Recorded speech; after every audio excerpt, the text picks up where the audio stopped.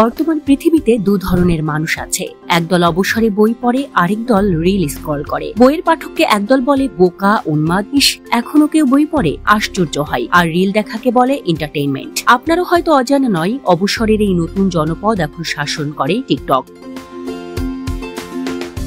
Alex সবুজের নাম না জানলে আপনি পিছিয়ে আছেন। হাওড়ে ডুব দিয়ে 22 মাস ধরে তিনি বানালেন ভিডিও, আর মুহূর্তেই মিলিয়ন ভিউ। এই মিলিয়ন দর্শক কারা? গাজীপুরের তার ছোট্ট জুতার দোকান, কিন্তু দোকানের মালিক নয়, তিনি এখন তারকা। রাস্তায় বের হলেই ভক্তরা সেলফির জন্য লড়াই শুরু করে।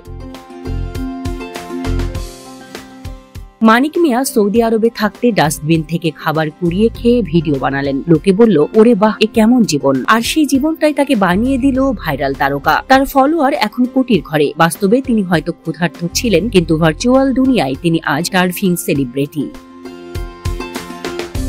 তারপর আসে প্রণমী নাফির নাম। তার কালাচান গানটি এখন টিকটক দুনিয়ার জাতীয় সঙ্গীতের মতো। 330 মিলিয়নের বেশি ভিউ। গানটা শুনলে মনে হবে চানাচুর, মচমচে, ঝাল, আবার কখনো অকারণে খাওয়া। কেউ লিরিক নিয়ে হাসাহাসি করে, কেউ আবার বাজিয়ে দেয় লুপে। রিটন মিয়া আছেন, যিনি ভিডিওতে হঠাৎ চিৎকার করে বলেন, I am bra bra brand. এই চিৎকারে ভিউ আসে লাখে লাখে। আরেকজন আবার আইফোন হাতে ক্যামেরায় তাকিয়ে বলেন, শি ইজ ব্র্যান্ড। এই অদ্ভুত সংলাপের জন্য তারা হয়ে গেছেন ভাইরাল দুনিয়ার গুরু।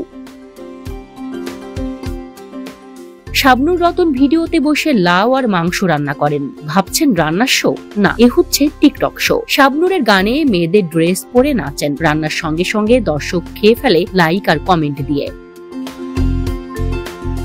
চুল লাল করা সুমন ভাই আর সাথী আপা আয়োজন করেন টিকটকারদের রিইউনিয়ন। ফি মাত্র 1000 টাকা, সঙ্গে ক্রেস্ট, টি শার্ট আর বিরিয়ানি। হ্যাঁ, আপনি 1000 টাকা খরচ করলেই হয়ে যেতে পারেন মিট আপ সেলিব্রিটি। কল্পনা করুন, ভাইরাল কেক কাটছেন, আবার সেলফি তুলছেন আপনার প্রিয় টিকটকারদের সঙ্গে। প্রিন্স মামুন আর ব্লু ফেরি লায়লা তাদের ভিডিওতে নতুনত্ব আনেন। প্রতিবারই নতুন বয়ফ্রেন্ড, নতুন ডায়লগ, নতুন ড্রামা। দর্শকরা অপেক্ষায় থাকে আজকে আবার কি নাটক হবে।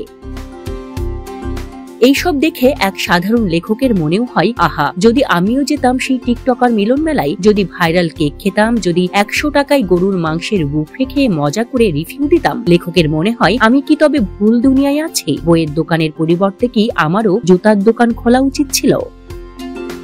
প্রশ্ন আসে, কেন আমরা দেখি এসব ভিডিও? উত্তর নেই, আঙুল থামে না। ভালো কন্টেন্টের চেয়ে অদ্ভুত, হাস্যকর, মন্দ জিনিস আমাদের বেশি টানে। একটা ভিডিওতে দেখি বাবা কাঁচা মাছ খাচ্ছেন, আর তার বাচ্চা কান্না করতে করতে বলছে, সাবস্ক্রাইব করেন প্লিজ। সেই শিশুর কান্নার শব্দ হয়তো আসলে আমাদের প্রজন্মের প্রতিধ্বনি। কন্টেন্ট চাই, ভিউ চাই, ফলোয়ার চাই।